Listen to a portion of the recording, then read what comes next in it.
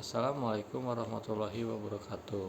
Sebelumnya, izin memperkenalkan diri, nama saya Ilham Vigo Raimanda dengan NPM 2255051001. Nah, di sini saya akan menjelaskan tentang metode penentuan fluid kontak.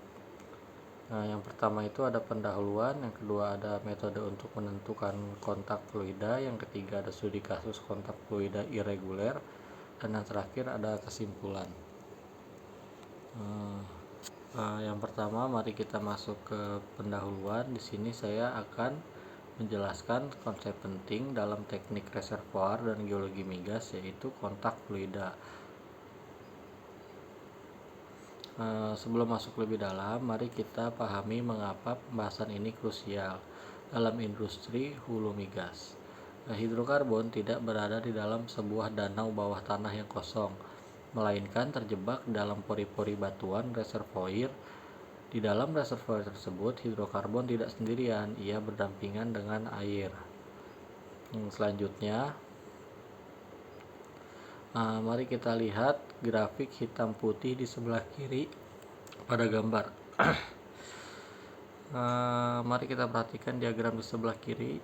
Di sini kita melihat adanya zonasi atau pelapisan fluida dalam perangkap reservoir atau reservoir trap.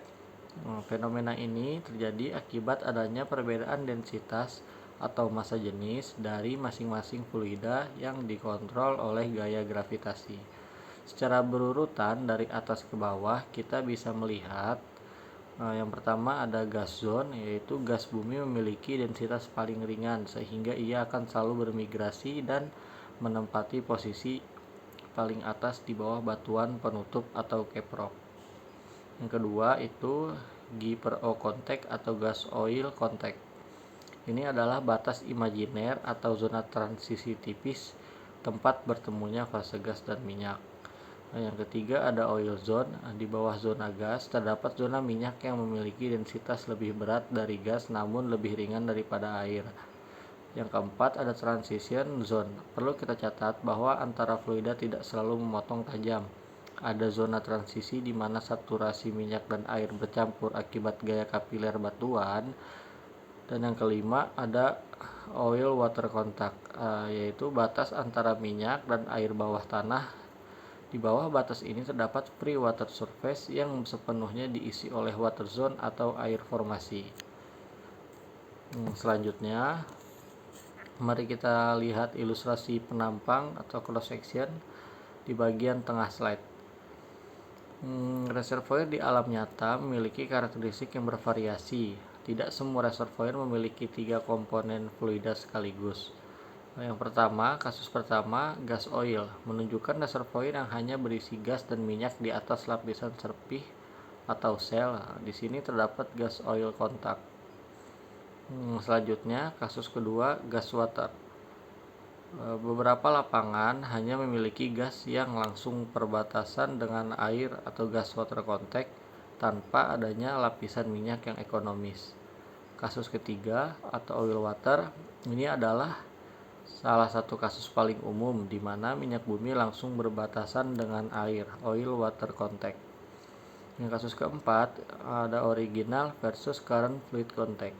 Nah, ini visualisasi paling bawah ini sangat menarik. Ini menunjukkan kondisi reservoir yang sedang diproduksi melalui sebuah sumur, producing well. Di sini kita melihat adanya perbedaan antara original oil water contact batas awal sebelum diproduksi dan current oil water contact batas saat ini.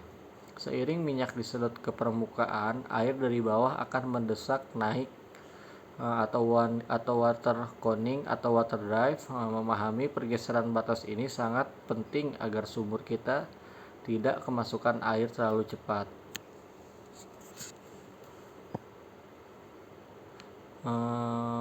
Selanjutnya kita fokus pada kotak teks biru di sebelah kanan.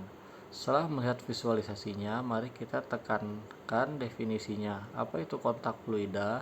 Sesuai yang tertera pada slide, kontak fluida adalah elevasi atau ketinggian batas antara hidrokarbon, baik gas maupun minyak, dan air. Mengapa kita harus bersusah payah menentukan elevasi batas yang berada ribuan meter di bawah tanah ini?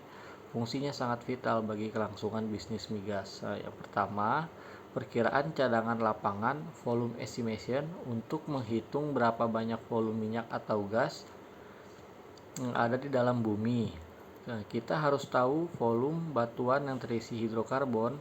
Batas bawah dari volume tersebut ditentukan oleh kontak fluida ini. Salah menentukan batas, maka perhitungan cadangan bisa meleset miliaran dolar. Yang selanjutnya, yang kedua, pengembangan lapangan migas, field development. Data kontak fluida ini digunakan untuk menentukan lokasi sumur pemboran yang optimal.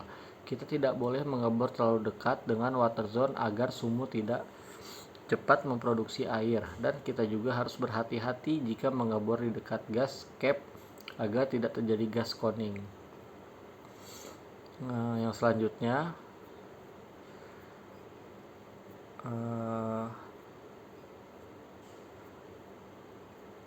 ini bagaimana ini bisa terjadi. Hingga titik ini kita tahu apa itu kontak fluida dan mengapa itu penting. Namun muncul pertanyaan besar di pojok kanan bawah slide ini. Bagaimana caranya kita mengetahui posisi kontak fluida tersebut secara akurat? Apakah cukup dengan melihat data seismik, atau kita harus mengebor dan melihat contoh batuan core? Ataukah mungkin data well logging seperti densitas dan resistivitas, atau mungkin lewat uji tekanan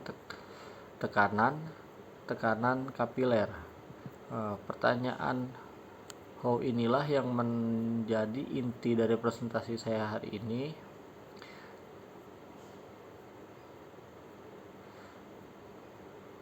Selanjutnya saya akan membedah secara teknis bagaimana para insinyur dan geologis menentukan batas misterius ini secara presisi di lapangan. Sebelum saya masuk ke bagian ini, apakah dari rekan-rekan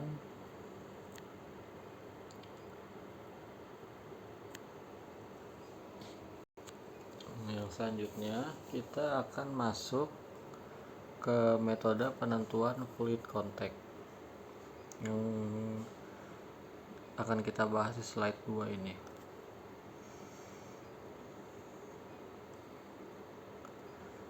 Mengetahui secara akurat di mana batas antara gas, minyak, dan air seperti gas oil kontak atau oil water kontak adalah kunci utama dalam menghitung volume cadangan hidrokarbon dan merancang strategi sumur produksi seperti yang terlihat pada gambar.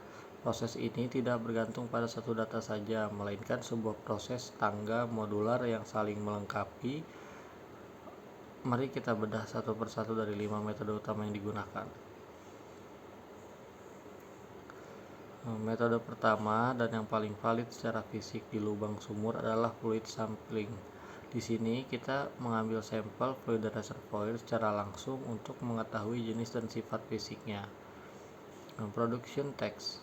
Kita memproduksi sumur pada jangka waktu tertentu untuk melihat fluida apa yang keluar dari permukaan. Yang selanjutnya ada RFT atau Repeat Formation Tracer dan DST yaitu Drill Steam Test. Memungkinkan kita mengambil sampel fluida formasi pada kedalaman spesifik secara langsung atau saat setelah pemboran. Jika di kedalaman A kita melihat atau mendapat minyak murni dan di kedalaman B kita mendapat air, maka kita harus tahu batas fluid contact berada di antara kedua titik tersebut. Yang kedua ada data log atau sumur log. Bergeser ke tangga kedua, kita menggunakan data log. Ini adalah metode paling standar dan kontinu di sepanjang lubang sumur. Kita melakukan integrasi data GR gamma ray untuk mengidentifikasi litologi batuan, apakah reservoir berupa pasir atau shale. Kemudian kita melihat log resistivitas. Fluida hidrokarbon, minyak atau gas bersifat isolator atau resistivitas tinggi, sedangkan air formasi yang asin bersifat konduktor atau resistivitas rendah. Kombinasi NPHI, neutron log, dan RHOB, density log, sangat sensitif untuk membedakan gas dan minyak melalui fenomena crossover efek gas. Data ini dipadukan dengan perhitungan saturasi air atau SW serta pendekatan log basis untuk memastikan bahwa perubahan nilai log tersebut benar-benar disebabkan oleh perubahan fluida, bukan karena perubahan porositas atau mineralogi batuan. Yang ketiga, data core atau inti batuan. Metode ketiga ini adalah analisis data core. Jika data log memberikan estimasi tidak langsung, core atau sampel batuan asli yang diangkat ke permukaan memberikan bukti fisik di laboratorium. Melalui analisis core konvensional, kita dapat mengukur nilai saturasi air atau SW asli yang terjebak di dalam pori-pori batuan pada kedalaman tertentu. Zona di mana saturasi air mulai meningkat tajam menuju 100% menandakan kita sedang melewati batas transition zone menuju zona air atau water zone. Yang keempat, data seismik pendekatan area luas. Jika ketiga metode pertama bersifat well-centric atau hanya tahu di titik sumur, data seismik pada poin keempat memberikan gambaran secara lateral atau spesial di seluruh lapangan. Indikator utama yang kita cari adalah flat spot. Flat spot adalah reflektor seismik mendatar yang memotong struktur berlapis batuan. Refleksi ini muncul karena adanya kontras densitas dan kecepatan gelombang yang signifikan antara batuan yang berisi gas atau minyak dengan batuan di bawahnya yang berisi air. Ini adalah bukti visual langsung dari kontak fluida di skala regional. Yang poin kelima yaitu pressure profile atau profil tekanan. Metode terakhir yang sangat matematis dan presisi adalah pressure profile. Setiap fluida memiliki gradien tekanan yang berbeda karena perbedaan densitas gas lebih kecil dari minyak, lebih kecil dari air. Dengan menggunakan data tekanan dari RFT atau MDT, Modal Formation Dynamic Tester atau DST, kita memplot tekanan terhadap kedalaman. Interseksi atau titik potong antara garis gradien tekanan gas dengan minyak atau minyak dengan air secara akurat menunjukkan kedalaman dari fluid kontak tersebut. Data fisik capillary pressure juga digunakan untuk memvalidasi ketinggian kolom fluida di atas free water level. Yang ketiga itu analogi visual integrasi data. Kita bisa melihat ilustrasi latar belakang pada gambar yang menampilkan sebuah tower crane dan struktur tangga bangunan. Analogi visual ini tidak dipilih secara kebetulan. Menentukan fluid contact itu ibarat membangun sebuah gedung tinggi. Kita tidak bisa hanya mengandalkan satu fondasi. Kelima metode ini disusun seperti tangga dari 1 sampai 5, yang artinya proses ini adalah proses integrasi multidisiplin data bahwa permukaan memiliki ketidakpastian yang tinggi. Oleh karena itu, crane di sini mempresentasikan proses rekonstruksi atau pengangkatan data dari bawah permukaan ke atas permukaan. Kita membutuhkan validasi silang, akurasi vertikal dari data log dan pressure, kepastian fisik dari sampling dan core, serta jangkauan luas dari data seismik. Kesimpulannya, penentuan fluid contact yang kuat dan andal wajib mengintegrasikan kelima elemen ini demi meminimalkan risiko ketidakpastian atau uncertainty dalam pengembangan di lapangan. Pada slide berikutnya kita akan masuk ke bagian metode, khususnya mengenai fluid sampling atau pengambilan sampel fluida formasi reservoir. Seperti yang tertera pada slide di gambar, pengambilan sampel ini dilakukan secara langsung untuk mendapatkan representasi fluida reservoir yang seakurat mungkin. Mengapa ini penting? Data fluida yang akurat sangat krusial dalam menentukan sifat fisik batuan dan hidrokarbon seperti viskositas, density maupun GOR. Di sini kita dapat melihat ada 3 skenario utama atau metode pengujian sumur well testing, di mana sampel fluida tersebut diambil, yaitu production test, RFT, repeat formation tester, dan DST atau drill steam test. Mari kita lihat satu persatu mekanisme fisiknya berdasarkan ilustrasi yang ada. Perhatikan ilustrasi paling kiri pada gambar. Ini adalah skema pengujian pada tahap produksi atau production test. Di sini kita melihat sumur sudah dilapisi oleh selubung baja atau case borehole. Untuk mengalirkan fluida dari formasi batuan ke dalam lubang sumur, dibuatlah lubang-lubang kecil pada casing yang kita sebut sebagai perforate interval. Di atas interval tersebut dipasang sebuah komponen bernama permanent packer. Fungsi utama dari packer ini adalah menyekat ruang anulus atau jarak antara pipa produksi dan dinding casing agar fluida formasi dipaksa mengalir lurus naik ke atas melalui production pipe tanpa bocor ke mana-mana. Kelebihan atau kekurangannya pada metode ini umumnya dilakukan pada sumur yang sudah selesai dikonstruksi atau complete well. Sampel yang diambil dari pipa produksi cenderung stabil karena sumur sudah dikondisikan untuk berproduksi dalam jangka waktu tertentu. Mari kita lihat ke diagram tengah pada gambar yang menunjukkan metode RFT atau repeat formation tester. Berbeda dengan metode pertama, RFT dipasang menggunakan kabel atau wire line langsung ke dalam lubang bor atau borehole. Alat ini memiliki mekanisme yang sangat unik ketika sampai di kedalaman target-target formasi. Alat akan mengaktifkan jacking arm atau lengan dongkrak di satu sisi untuk mendorong badan alat ke sisi dinding formasi yang berlawanan.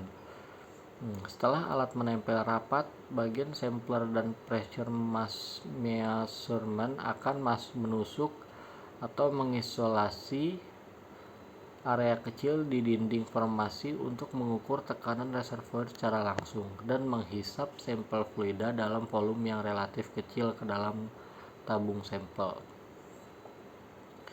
Keunggulan utama RFT adalah efisiensi, waktu, dan fleksibilitasnya.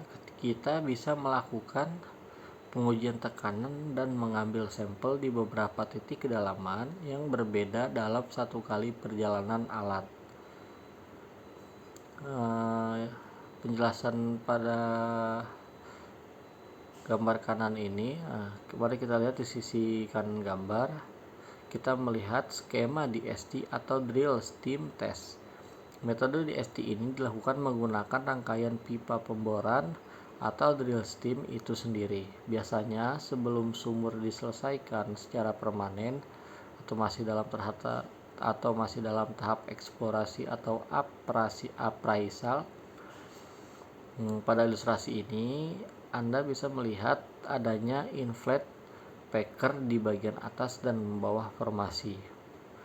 Packer karet ini dikembangkan untuk mengisolasi zona formasi target secara vertikal dari sisa lubang bor lainnya. Setelah zona tersebut terisolasi, katup pada DST tool dibuka, menciptakan penurunan tekanan yang masif di area perforate interval, sehingga fluida formasi mengalir masuk ke dalam pipa pemboran untuk diuji dan diambil sampelnya. Kelebihannya, DSC memberikan volume sampel yang lebih besar dan informasi performa reservoir yang lebih menyeluruh dibanding RFT, karena formasi diproduksi dalam skala waktu yang lebih panjang selama pengujian.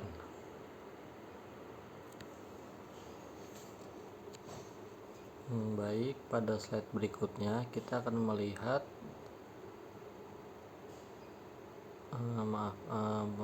selanjutnya di slide ini kita akan membahas fokus utama kita itu adalah membahas mengenai data well-log dan bagaimana kita melakukan integrasi data tersebut untuk mengevaluasi formasi bawah permukaan.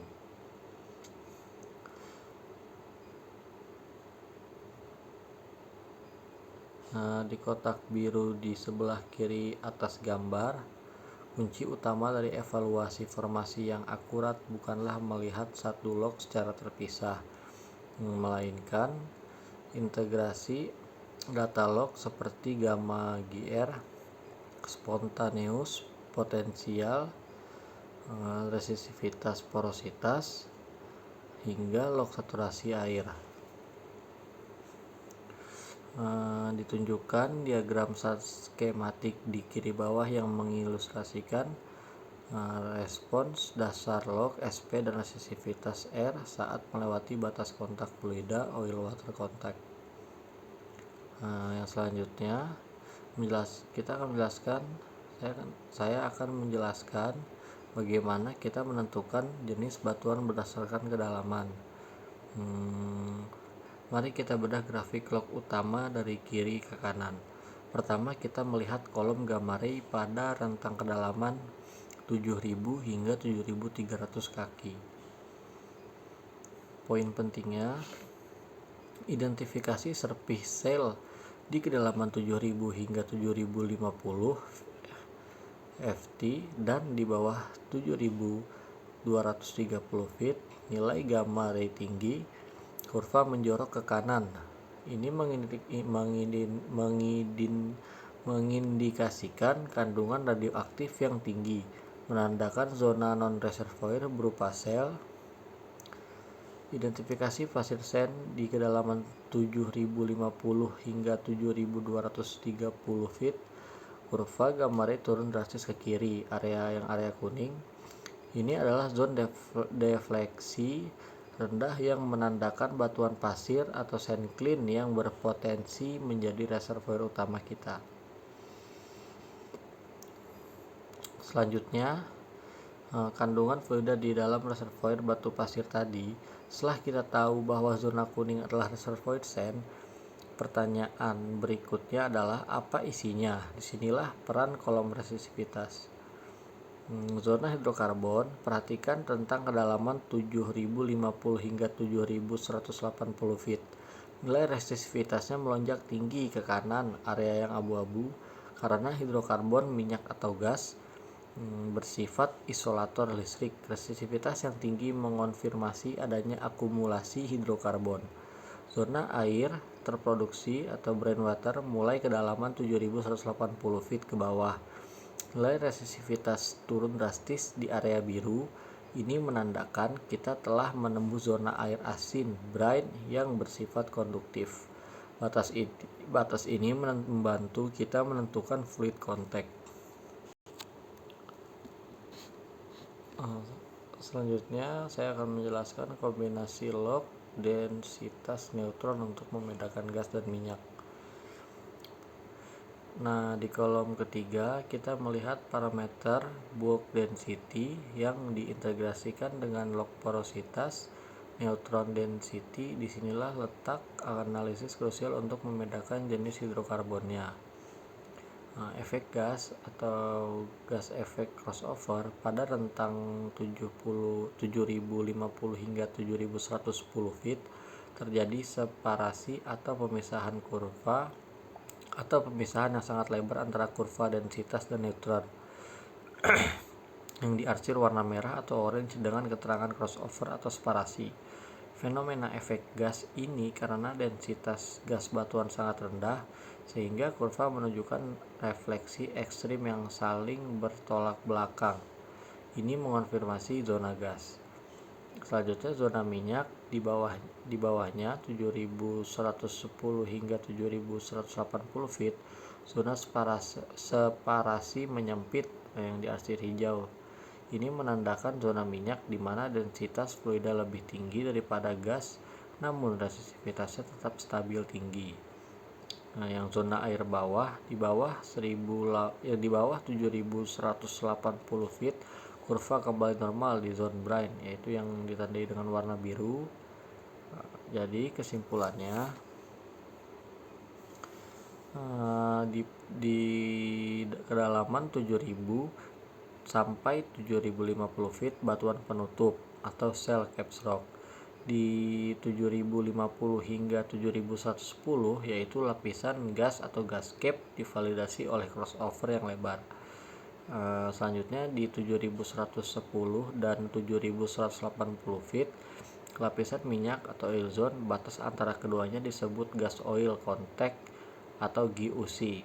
Yang selanjutnya di 7180 hingga 7230 feet, lapisan air brine zone, batas dari zona minyak ke air disebut oil water contact atau OWC.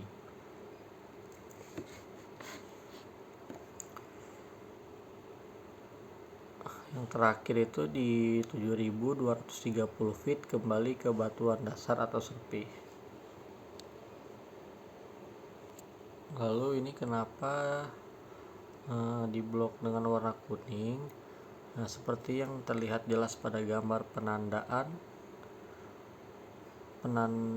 tambahan di gambar di slide ini, itu pemblokiran area horizontal berwarna kuning yang tersebut berfungsi untuk zona target atau pay zone yang menyoroti zona ketebalan prospek atau formasi batuan utama yang sedang dianalisis pada kedalaman tertentu, sekitar 8.000 kaki. Indikasi hidrokarbon crossover di dalam area kuning tersebut. Pada track 3 terdapat pola arsir kuning kecil di mana kurva densitas merah berada di sebelah kanan kurva neutron biru. Fenomena ini disebut sebagai crossover atau gas efek atau hidrokarbon efek, yang menandakan bahwa zona yang diblok tersebut merupakan formasi batuan sarang atau porous yang berpotensi kuat untuk mengandung hidrokarbon, minyak atau gas, bukan air. Selanjutnya pada slide ini kita akan mengacu langsung tentang membahas data core, pengukuran data core atau saturasi air.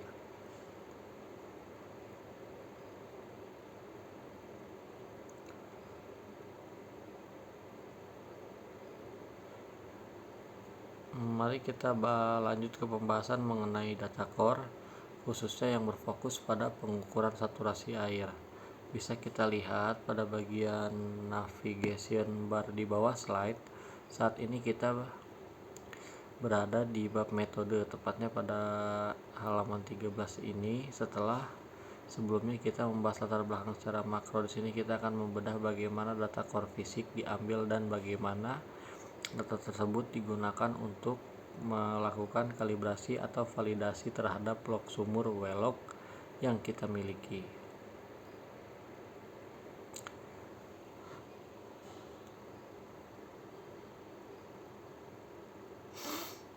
Pertama, mari kita perhatikan ilustrasi di sebelah kiri slide. Ini adalah skema dari proses pengambilan core di dalam sumur.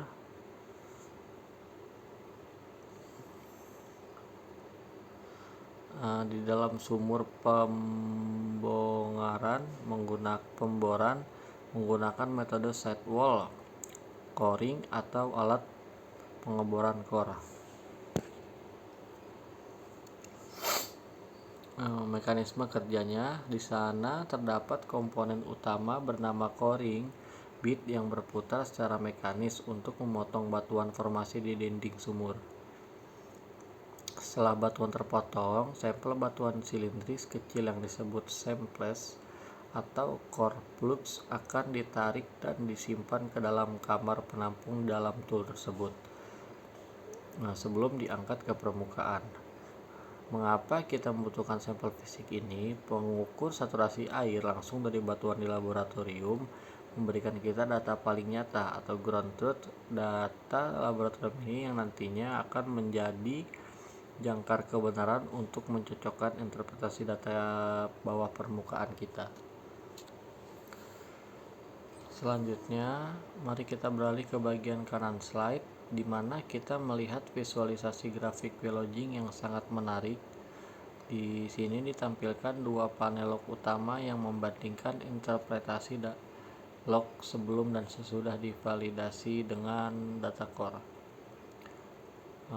Di log kolom pertama ya correlation dan dip menampilkan kurva gamma ray yang ditandai dengan warna kuning untuk mengidentifikasi litologi batuan dan indikasi zona shelly atau clean sand pada kedalaman sekitar 11.900 hingga lebih dari 12.000 feet.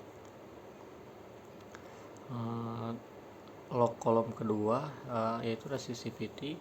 Kurva merah menunjukkan resistivitas formasi. Seperti yang kita ketahui, zon yang mengandung hidrokarbon akan memberikan respons resistivitas yang tinggi, sementara zona air akan memberikan resistivitas yang rendah. Di log kolom ketiga, saturasi air, disinilah poin utamanya. Perhatikan tanda tambah plus berwarna merah. Itu adalah titik data nilai SW hasil pengukuran langsung data core di laboratorium.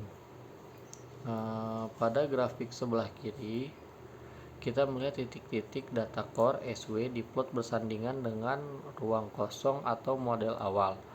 Pada grafik sebelah kanan, kurva hitam dan ungu garis kontinu menunjukkan log derived SW hasil perhitungan rumus saturasi air. Misalnya menggunakan persamaan Archie atau Simon-Dokes. Kita bisa melihat adanya keselarasan yang sangat baik antara garis kontinu hasil kalkulasi log dengan titik-titik merah dari data core. Hal ini membuktikan bahwa model petrofisika yang kita gunakan sudah tervalidasi dengan akurat.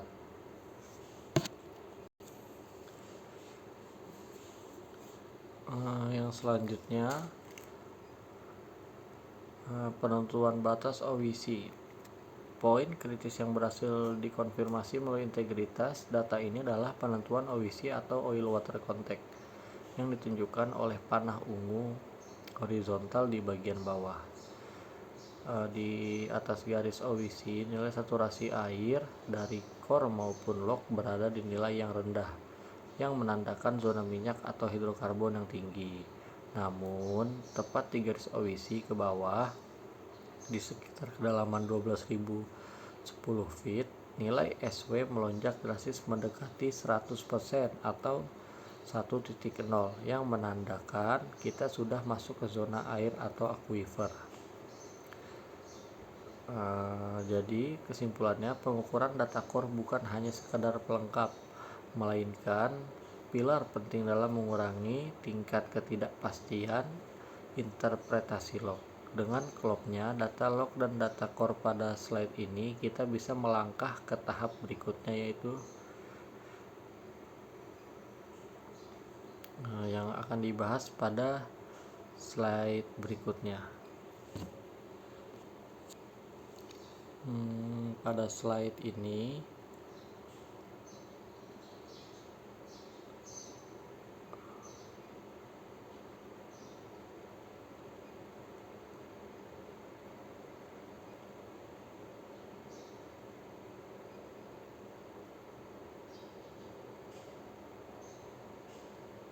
mengapa tahapan ini krusial? Seperti yang tertera pada poin utama di slide, kontak antar fluida dapat dipisahkan menggunakan data fisika batuan yang sensitif terhadap perubahan fluida.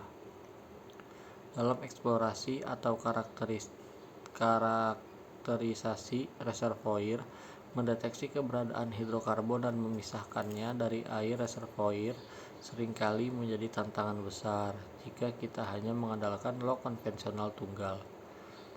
Oleh karena itu, kita membutuhkan parameter elastis batuan yang responsif terhadap densitas dan kompresibilitas fluida pengisi pori. Mari kita perhatikan tabel di sudut kanan atas slide.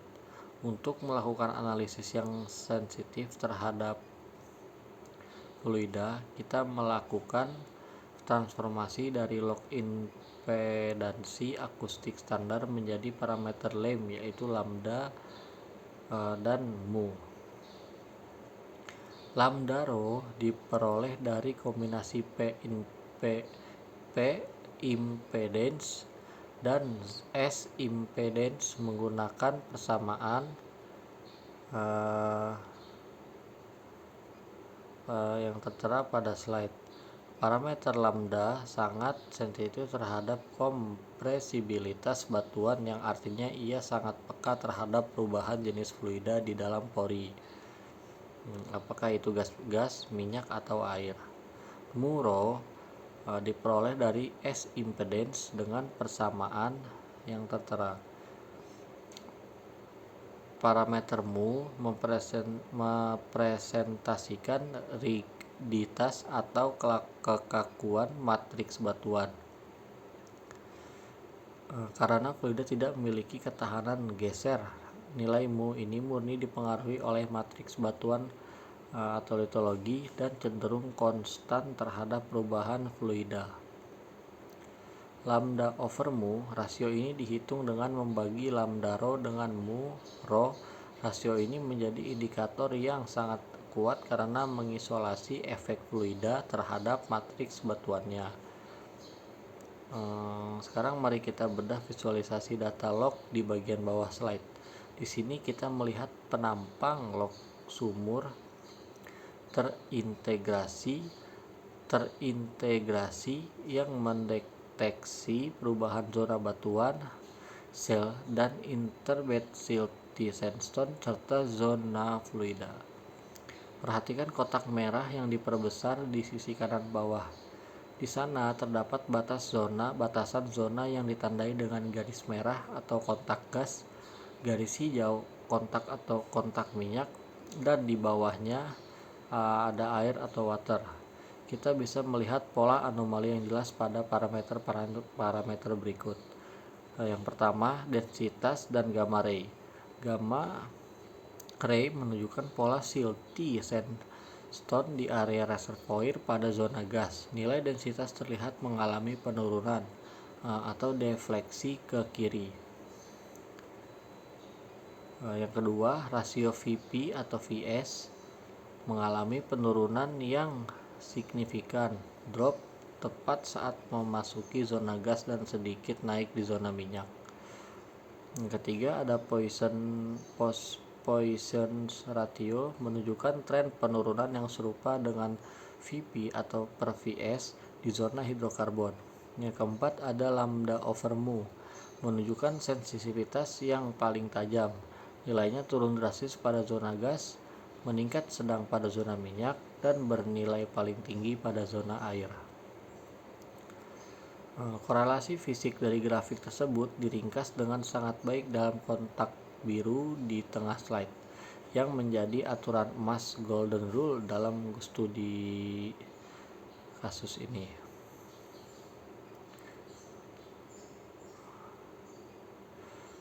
Yang pertama itu ada VP per VS sama dengan gas lebih kecil dari oil lebih kecil dari air. Selanjutnya ada Poisson ratio, gas lebih kecil dari oil dan lebih kecil dari air.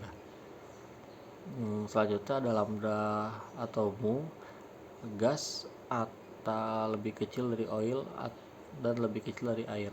Mengapa harus ada demikian? Gas memiliki kompresibilitas yang paling tinggi, yaitu paling mudah ditekan, sehingga gelombang P yang ditandai dengan VP melambat drastis di zona gas, sementara gelombang S relatif stabil. Akibatnya rasio VP per VS, Poisson ratio, dan nilainya akan mencapai titik terendah di zona gas. Nilai ini akan meningkatkan secara bertahap saat fluida berubah menjadi minyak dan mencapai nilai tertinggi di zona air, yang kompresibilitasnya paling rendah di antara ketiganya. Kesimpulannya, untuk bagian metode rock physics ini, memisahkan kontak fluida, gas oil kontak atau water kontak tidak lagi bersifat spekulatif. Dengan mengintegrasikan parameter elektris seperti VP per VS, Poisson ratio, dan khususnya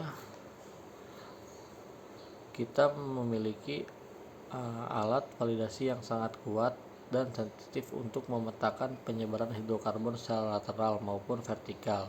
Metode fisika batuan inilah yang nantinya bertindak sebagai jembatan atau panduan kita dalam melakukan inversi seismik dan interpretasi reservoir pada tahapan berikutnya.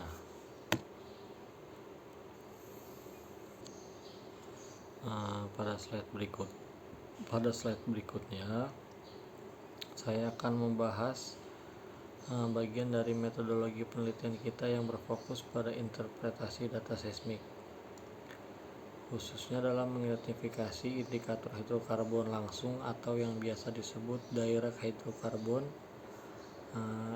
indikator atau DHI.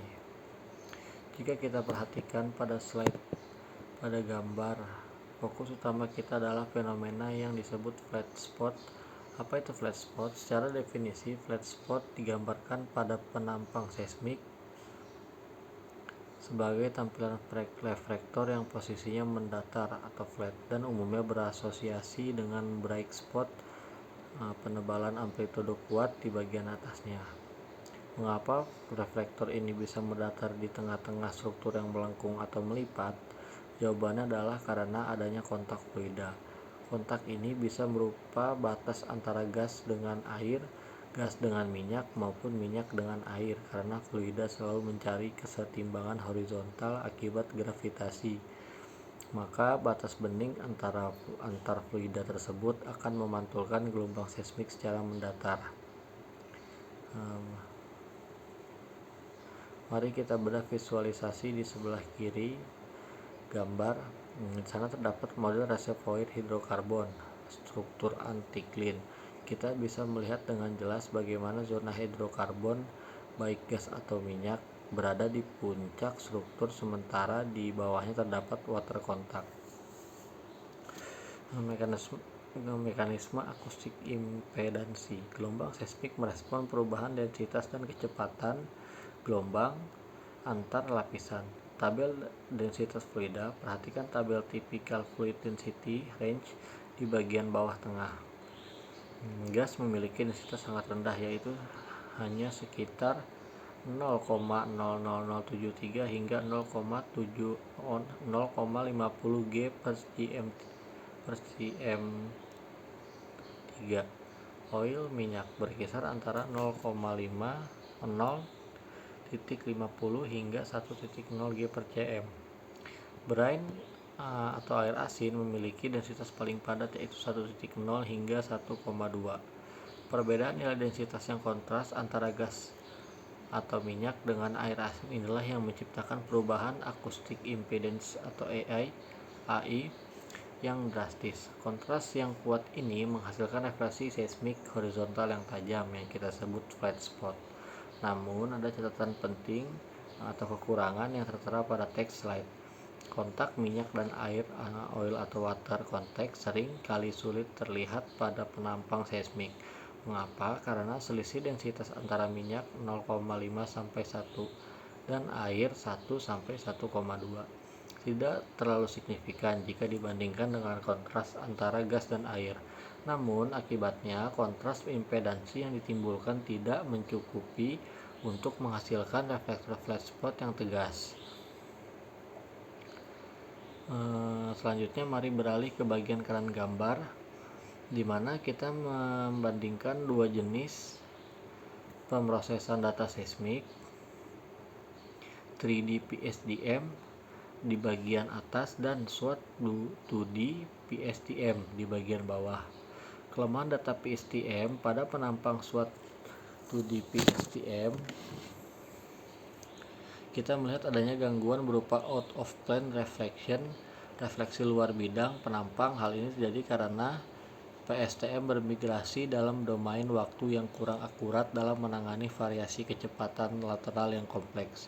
Akibatnya penampakan flat spot di bawahnya menjadi agak distorsi atau kurang tegas posisinya secara kedalaman asli. Keunggulan data 3D PSDM domain kedalaman, ketika kita menggunakan data 3D PSDM, citra bawah permukaan diimigrasikan langsung ke dalam domain kedalaman meter. Hasilnya jauh lebih bersih. Efek out of plane berhasil dieliminasi dan struktur topsel serta flat spot di bawahnya terkoreksi ke posisi geologi yang sebenarnya. Keunggulan utama menggunakan data seismik domain di PSDM ini adalah kita dapat mengetahui secara langsung kedalaman pasti dari hidrokarbon water contact tersebut tanpa perlu melakukan konversi waktu kedalaman yang seiring kali memicu ketidakpastian yang tinggi. Selanjutnya, pada slide ini kita akan membahas pressure gradient atau gradien tekanan.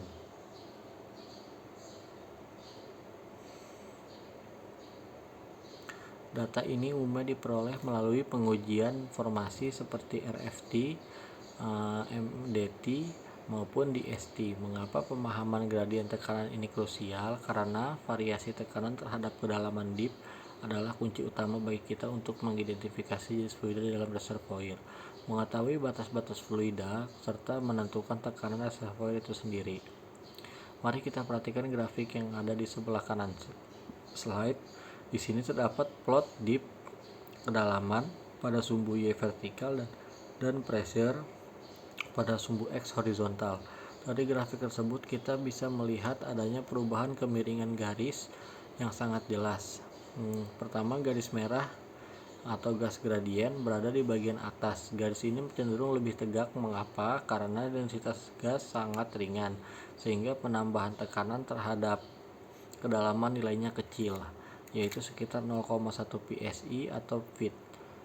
Garis hijau oil gradient begitu melewati batas tertentu kemiringannya berubah menjadi sedikit lebih landai. Nilai gradien untuk minyak berkisar antara 0,25 hingga 0,35 psi atau feet. Titik perpotongan atau perubahan kemiringan antara garis merah dan garis hijau inilah yang secara akurat mengonfirmasi posisi GOC atau gas oil contact di kedalaman sekitar minus 3000 kaki feet. Sekarang jika kita lihat gambar di sebelah kiri bersumber dari Schlumberger, prinsipnya serupa. Di sana ditunjukkan plot antara tekanan formation, pressure, dan tekanan hidrostatik. Ketika plot data tekanan ditarik garis lurus, kita bisa mendeteksi batas zona gas minyak serta batas minyak ke air.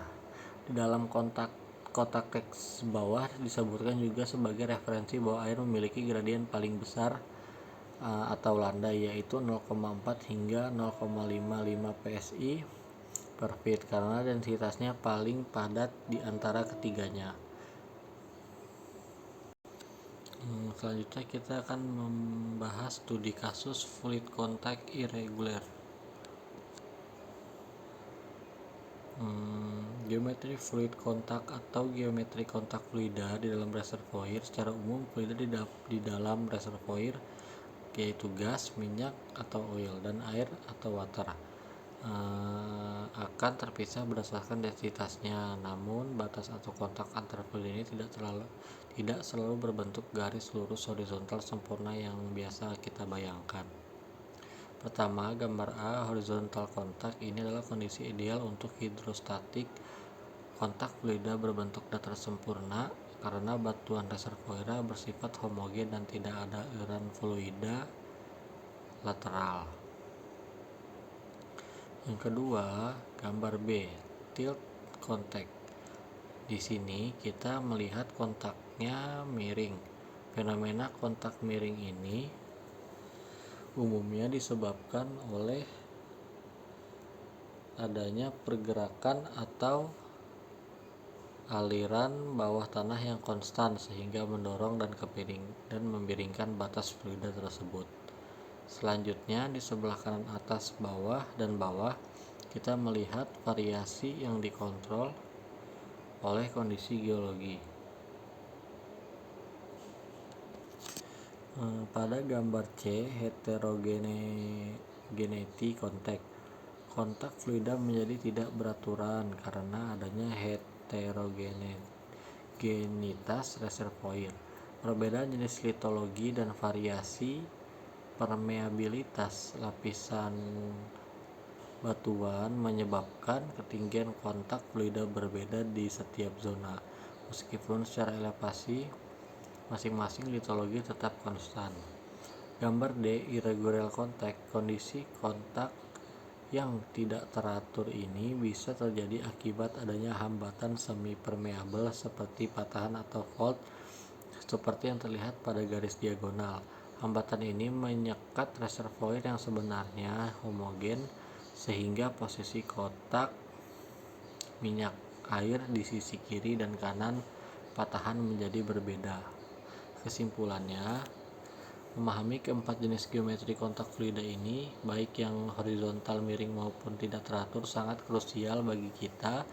Hal ini berdampak langsung pada ketepatan perhitungan volume cadangan hidrokarbon, original oil atau gas in place, serta penentuan strategi penempatan sumur pemboran agar tidak meleset. Pada slide berikutnya,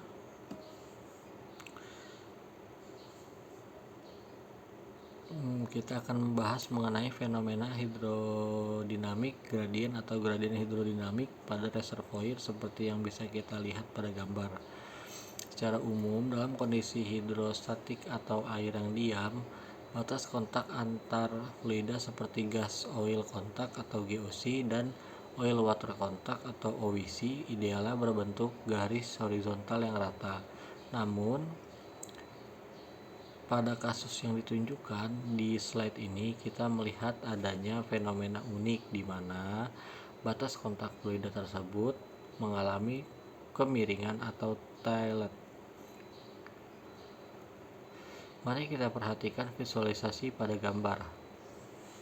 Di sana terdapat simbol G untuk gas, O untuk oil, dan W untuk water. Ada beberapa karakteristik penting yang ditunjukkan oleh anak panah merah di sebelah kanan. Kemiringan konstan, batas kontak fluida baik GOC maupun OWC tidak lagi horizontal, melainkan miring secara konstan akibat adanya aliran air di bawahnya, ditunjukkan oleh panah berwarna biru. Yang kedua, deep OWC lebih curam atau steeper. Jika kita perhatikan dengan detail, sudut kemiringan atau dip dari oil water contact atau OWC selalu lebih curam dibandingkan dengan kemiringan gas oil contact atau GOC. Hal ini terjadi karena perbedaan kontras densitas fluidanya. Yang ketiga, arah dip yang sama. Meskipun tingkat kecuramannya berbeda, arah kemiringan dip dari GOC dan OWC ini selalu searah yang mengikuti arah pergerakan atau aliran air formasi. Lalu, apa yang mendasari terjadinya fenomena gradien hidrodinamik ini? Berdasarkan catatan studi kasus di bawah slide, ada dua faktor utama penyebabnya. Pertama, aliran formasi aktif. Terjadi pergerakan air yang aktif pada interval reservoir. Aliran ini menciptakan gradien tekanan regional yang menyeret atau mendorong batas kontak fluida di atasnya sehingga posisinya menjadi miring.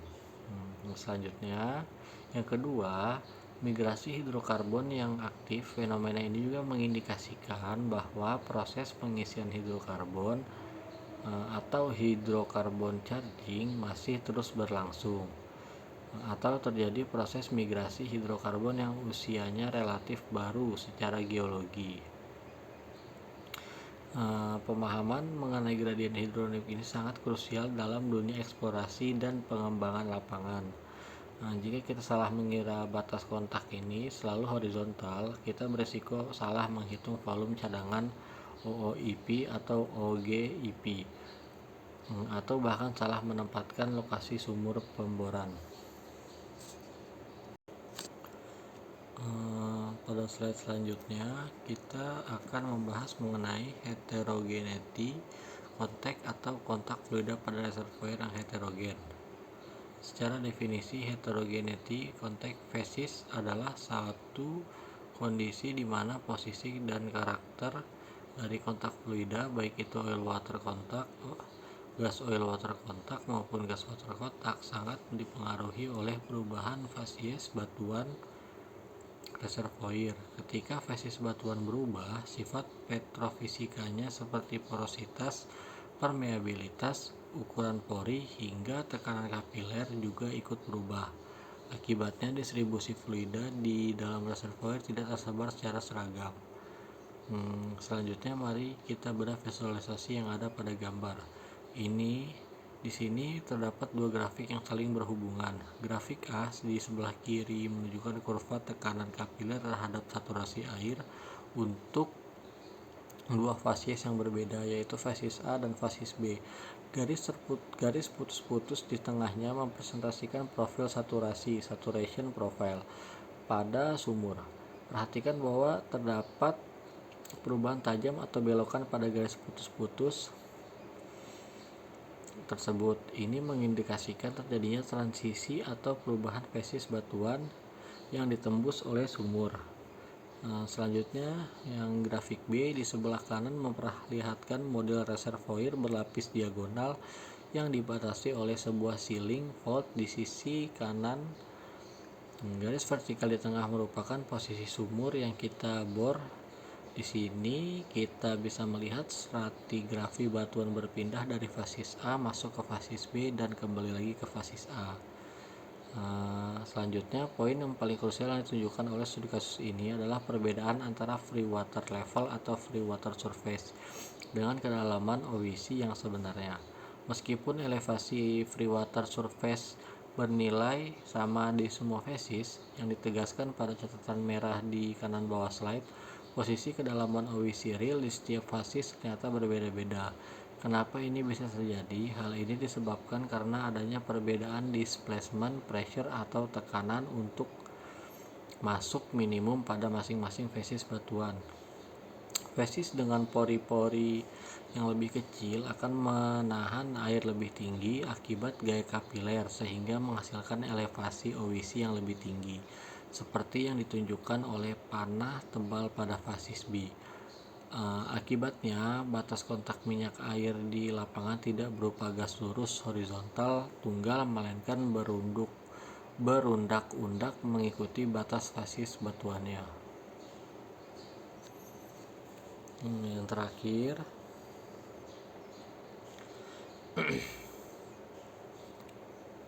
pada bagian slide ini kita akan membahas mengenai fenomena irregular contact atau kontak fluida yang tidak beraturan dalam reservoir. Secara definisi, irregular contact barir adalah suatu kondisi di mana batas kontak antara fluida, baik itu oil water contact (OWC), gas oil contact (GOC) maupun gas water contact (GWC) tidak membentuk bidang horizontal yang rata atau kemiringan yang seragam. Sebaliknya, batas ini justru berubah-ubah secara lokal. Mari kita lihat visualisasi yang ada pada slide ini untuk memahami mekanismenya secara lebih detail.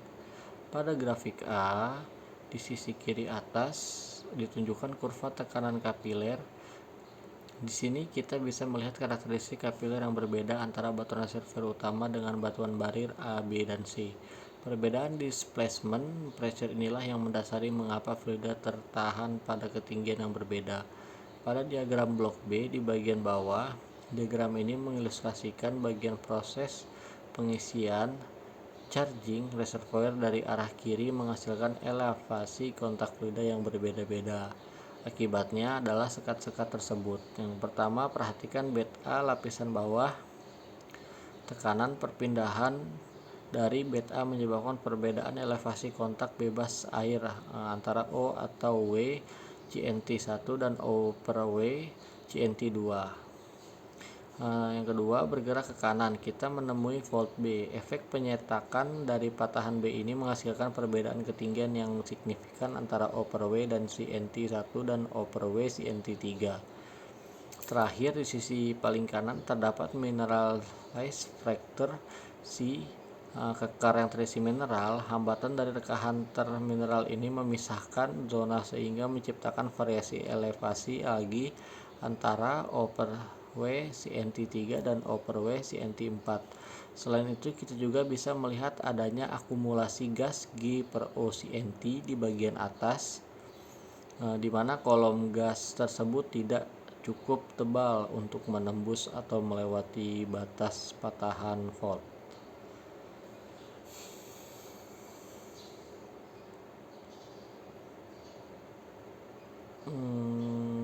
Segitu saja hasil dari presentasi saya kali ini. Apabila ada salah kata dan salah penyebutan, saya memohon maaf. Saya akhiri. Wassalamualaikum warahmatullahi wabarakatuh.